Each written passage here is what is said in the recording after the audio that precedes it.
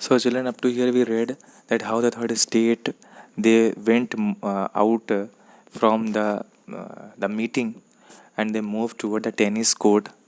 So what happened then? On 28 जून 1789 जब सारे representative third state के बाहर निकले गए उस हॉल से जहाँ पर मीटिंग हो रही थी, और वो लोग कहाँ जाके बैठ गए? इंडो टेनिस कोर्ट में, वर्साइल्स के पैलेस के। वो लोगों ने क्या किया, अपने आप को एक नेशनल असेंबली डिक्लेयर कर दिया। एक पार्टी वहीं पर बैठे बैठे लोगों ने बना लिया। They gave themselves the power to pass law on behalf of the French people. इन्होंने अपने आप को ही वो पावर दे दिया कि हम ही लोग हैं जो कानून बना सकते हैं फ्रांस का। उसमें कौन थे? They were led by Mirabeau, born in a noble family. उस भीड़ में मीराब्यू भी थे। मीराब्यू नोबल फैमिली में बॉर्न हुए थे, लेकिन फिर भी वो सपोर्ट करते थे पीजेंट्स का। And Abbe Sieyes originally a priest, एक प्रीस्ट थे। Mirabeau delivered powerful speeches to the assembled crowd. उनकी पावरफुल स्पीचेस थी जिनको लोग सुन लेते थे तो मोटिवेट हो जाते थे। And Abbe Sieyes wrote an influential pamphlet called what is the third estate. इन्होंने एक पैम्फलेट लिख दिया थर्ड स्टेट के बारे में, ये असल में है कौन, ही रियल में। सो इन दोनों ने मिल के थर्ड स्टेट की काफ़ी मदद की। द टेनिस कोर्ट ओथ, क्या शपथ ली गई? द डेलीगेट्स, मतलब जो रिप्रेजेंटेटिव्स थे थर्ड स्टेट के, agreed and all but one of the 578 delegates signed it. सब लोगों ने, जितने लोगों ने बैठ के उसको पास किया था उस लॉ को, फ्रांस के, उसमें से 578 लोगों ने उसको साइन कर दिया उस लॉ को। Their oath is known as a tennis court oath. उसी ओथ को बोलते हैं हम टेनिस कोर्ट ओथ, याद रखिएगा। उसमें क्या लिखा था? It said the national assembly considering that it has been summoned to establish the constitution of the kingdom decrees that all members of this assembly shall immediately take a solemn oath not to separate। ये हमेशा साथ रहेंगे, कभी अलग नहीं होंगे। until the constitution of the kingdom is established on the firm foundations, तब तक, जब तक कि जो एक नया कानून ना बन जाए तब तक के लिए लोग क्या होंगे? सेपरेट नहीं होंगे। कब हुआ था पब्लिश? ये 20 जून 1789 में। अब एक कहानी चल रही है कहाँ की? बेस्टाइल की। बेस्टाइल पेरिस का एक प्रिजन था, जेल था। वहाँ क्या हुआ? स्टॉर्मिंग हो रही थी, कुछ कुछ अफवाहें, कुछ परेशानियाँ आ रही थी। क्या थी? 14 July 1789 due to severe winter the harvest was not good, the price of bread rose and hoarders exploited the situation. There was not enough supply of their daily bread, angry women stormed into the shops. So ये कहानी यहाँ से शुरू हो रही है कि बहुत ज़बरदस्त ठंड पड़ रही थी, हार्वेस्ट, फसल अच्छी नहीं कटी थी। सामान का रेट, जैसे कि हमने देखा कि 5 मिलियन पॉपुलेशन बढ़ चुकी थी, सामान का रेट ऑलरेडी हाई हो चुका था, बेसिक चीज़ें लोगों तक नहीं पहुंच रही थी। इस तरह से विमेन क्या हुई? विमेन शॉप तक तोड़ने उतर आई। सो बहुत ही प्रॉब्लम चल रही थी जुलाई में 1789 में। एक तरफ अफवाह उड़ी थी। क्या अफवाह उड़ी थी? Rumour spread that the king had ordered Swiss troops to move into the city fearing for their lives. Some 7,000 men and women broke into the number of government buildings in search of arms. Agitated crowd stormed and destroyed the prison Bastille. The days that followed saw more rioting both in Paris and the countryside.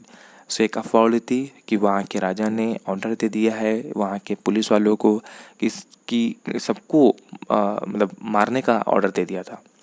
अब सोचिए कि 7,000 men and women ये कहाँ चले गए?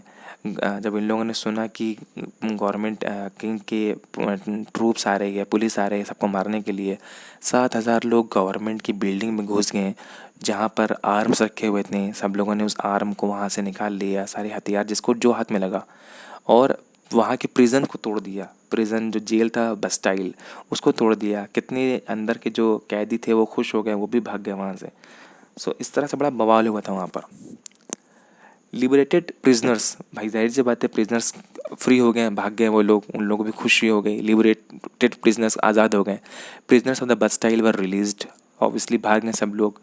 And march down the streets of Paris in victory, सब लोग खुशी मनाने के लिए पेरिस की गलियों तक मार्च करने लगे।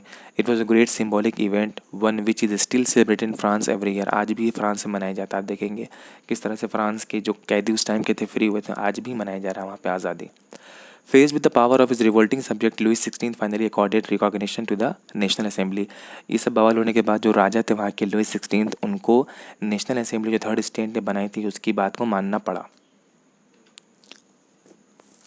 बेस्टाइल मार्कर्स पेरिस टुडे, आज देखिए आज यही है पेरिस में ये सीन जो है।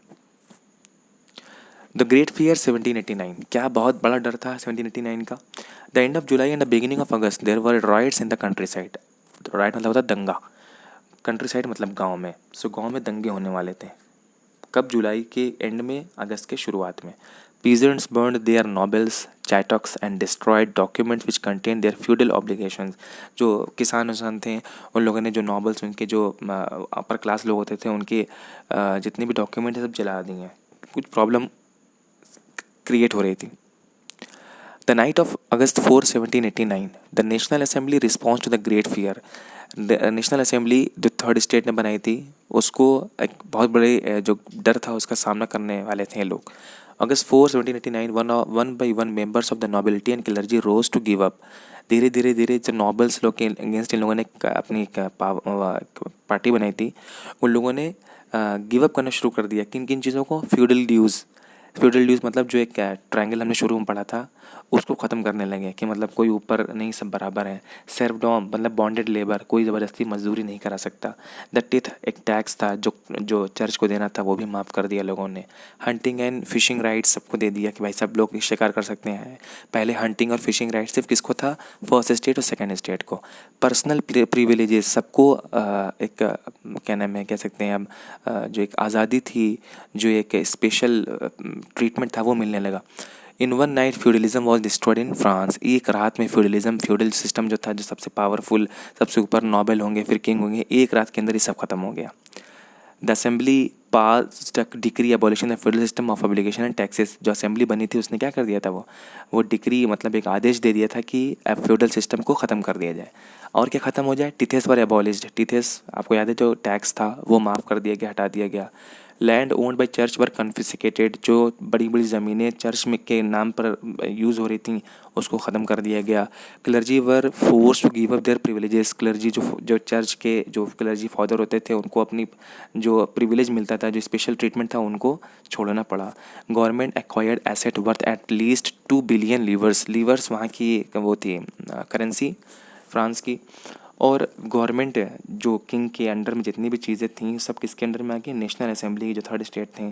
और उसका एसेट कितना बन रहा था? कम से कम 2 बिलियन का। इतना पैसा उनके पास कलेक्ट हो चुका था थर्ड स्टेट के पास, जो असेंबली बना चुकी थी, अपनी एक पार्टी बना चुकी थी, द नेशनल असेंबली। सो इस तरह से इनके पास इतनी प्रॉपर्टीज़ अब तक कलेक्ट हो चुकी थी। नेक्स्ट क्या होता है? The civil constitution of the clergy. Civil constitution of the clergy क्या बना? The national assembly resolve the immediate financial crisis by seizing church land. जो नेशनल असेंबली थी, जो अभी इनकी फाइनेंशियल क्राइसिस चल रही थी, उसको सॉल्व करने के लिए क्या किया इन्होंने? जो चर्च की ज़मीन थी बड़ी बड़ी, उसको क्या किया? सीज कर लिया, अपने पास कर लिया। दूसरा, putting the church under the control of the state with the civil constitution of the clergy. मतलब इनके लिए भी क्या बना? एक रूल्स बना दिया। जो लोग कभी किसी रूल्स के अंडर नहीं हुआ करते थे, आज उनके लिए भी क्या बना दिया नेशनल असेंबली ने?